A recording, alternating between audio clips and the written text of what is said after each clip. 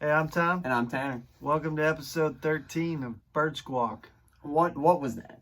What was that? Just when you think it couldn't get any worse, Oh my it got goodness. worse.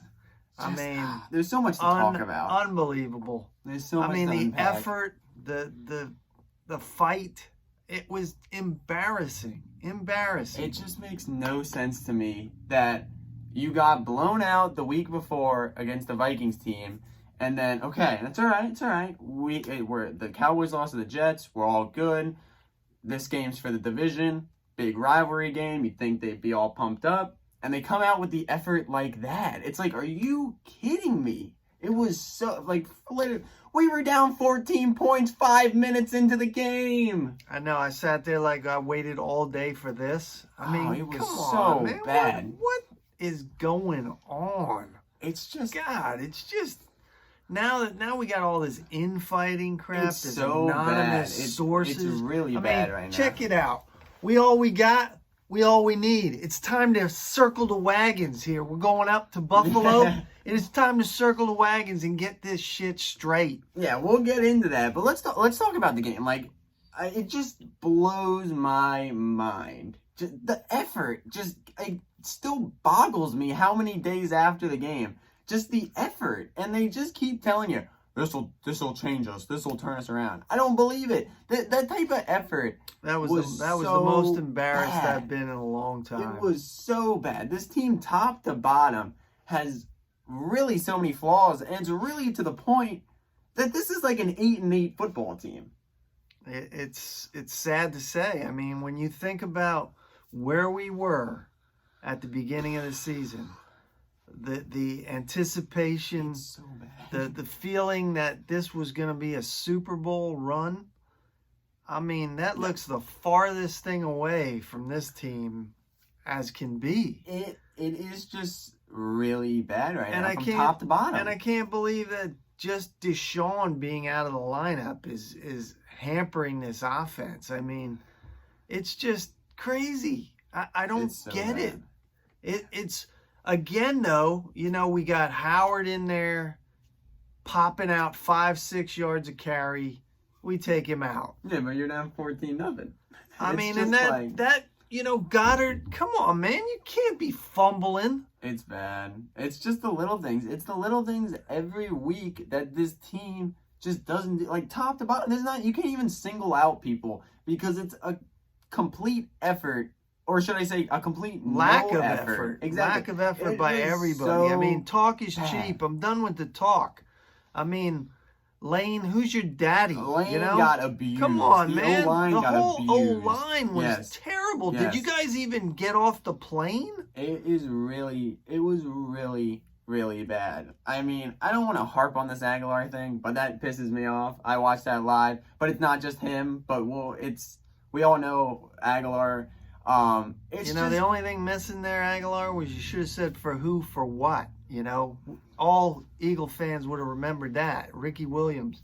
It just makes... Ricky Waters, I'm sorry. It just makes no sense to me that it's like there should be no motivation for this game. There was so much on this game. The freaking next day after that Vikings loss, your coach goes out there and says we're winning that game. That team lost to the Jets.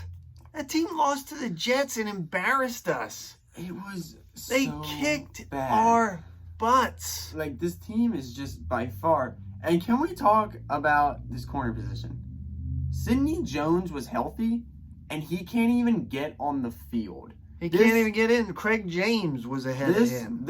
Come on. This second round steal. And he's fifth on our depth chart right now. What are we doing? People are making moves. Howie, what are we doing? We're doing nothing. It's at the point that it's like, should we even make a move? Are we buyers or are we sellers? I mean, it's like, I don't even what know. Is it? It's like, I don't even know if I want them to go get Chris Harris at this point. There are conflicting stories out there that we talk to him. Then I read a story nobody's called Denver about him. Who even knows? I don't know. Talking about stories that no one knows about is the story about this rat in the locker room. When you have someone close to the team like Howard Eskin, who wears a Super Bowl ring because he is a Eagles sideline reporter and close to the organization, say Alshon's the rat, and then someone retracts that instantly, that brings red flags. And let's talk about Lane Johnson just hanging the dirty laundry out in front of the media, saying that people are late to practices, people are late to meetings, people need to be accountable. And then you have another leader of the team, Malcolm Jenkins, say, I don't know what the heck he's talking about. It's like you can't have two. Then you have another story come out today where last week Fletcher was sick, missed practice. You find out today it was because some crazy ass boyfriend shows up at his place. Fletch, can you not just get a girl who is not with anyone else? Can you? I mean, all the money you're making, can you not find your own peace? But it's like, it's a problem when two quote-unquote leaders on the team have conflicting sides of a story that really makes your team look dysfunctional. Like, this team... we're not looking good right now. It's not good. Dougie, is not looking like... Unless he's finding some guys behind the scenes, I mean, guys need to shut up and just start playing football. Yeah, it's enough of the talk, enough of the crap, us against the world. Yeah. This week it starts, right? Yeah. You want to show up this week, maybe? Because I'm tired of sitting my butt on the sofa or driving my butt down to the link to watch this. Yeah, it's quite bad right now. I mean, the deeper we go into the season, the more and more I get of the Phillies this season. How such high aspirations and they just didn't show up. But nor do we care about the Phillies at this moment. But it's just like, I still can't believe the effort. It just blows my mind. But now we get to this week. A 5-1 Buffalo team. A good Buffalo team. But a beatable Buffalo team. They didn't almost lose the Dolphins, but the Dolphins kind of gave them a run for it. I almost feel like birds, the season starts this week. Yeah, it's a must-win. It's a must-win. You might want to show up for this one, because we lose this one, who knows where we go from there. It's tough if we lose this one. We definitely need to show up this week, because it's really, to be honest, I know that game hurt. I know that game really puts us behind the sticks a little. But Dallas' schedule doesn't get any easier. Our schedule doesn't get any easier. It's going to be one of those that we're going down to the wire. Yeah. But we need to get going this week. Yeah, unfortunately, we dug ourselves a hole. Yeah. But the only saving grace is the whole division is terrible. Yeah. So if we could somehow win the division, that gets us in the playoffs. Well, that's what it's going to have to be, because the NFC's playing very well right now. The Niners are undefeated. The Saints are playing very good again. It's going to have to be the division. The wild card's not going to be part. Today, what I saw today, Josh Gordon, maybe? I don't know. I don't know. I feel like we need a wide receiver. It's how are we banking on this J.J. Arcega-Whiteside and whoever else was going to be, our saviors? Deshaun going down, we should have known he always goes down. Yeah, we should have known he was going to get hurt. I don't know. I always want to be the guy that's, optimistic. I will fight to the death with these guys and believe in them 100%. But when you show me that effort that you gave on Sunday night, the effort was just horrible. And another story I hear, this morning that I don't know if it's true, but the NFL is thinking about flexing their game when we play Seattle and going to the Cowboys and Patriots game instead, because birds are just, not what we want to see right now. Yeah, and neither does the whole country. It makes no sense to me. Like I was saying in last week's episode, the slow starts. We gave them a 14-point lead instantly. It just is like, I don't understand the slow starts. And I'm not on board the whole it was Frank Wright train. No, but the offense has no creativity. My thumb's about to come up to hitchhike on the train soon.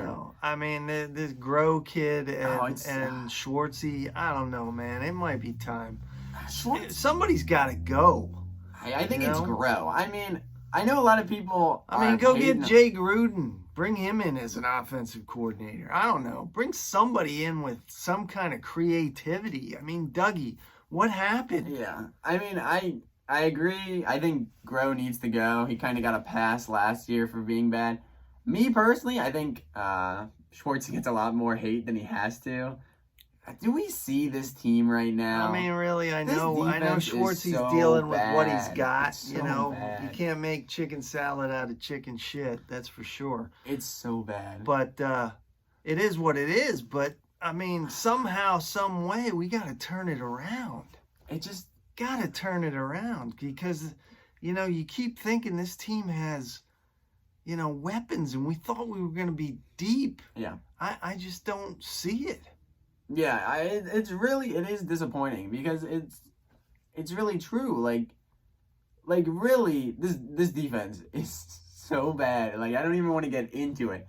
The line has some injuries, but we still got big name guys that should be doing stuff. The linebackers, you and me might as well be playing linebacker right now. Our linebacking crew It's is just so horrible. bad. I mean, Nate Gary played how many snaps? He played like all of it. I was watching. I mean, come on, the guy shouldn't even be on the field. I was watching Colin Cowherd, who I don't like, none of us like, but he was talking to a Dallas reporter guy after the game, and he said, "These linebackers for the Eagles, who are they?" And I was like, tell me. I mean, I know them, but they're nobodies. Nate Gary should not be starting at linebacker right now.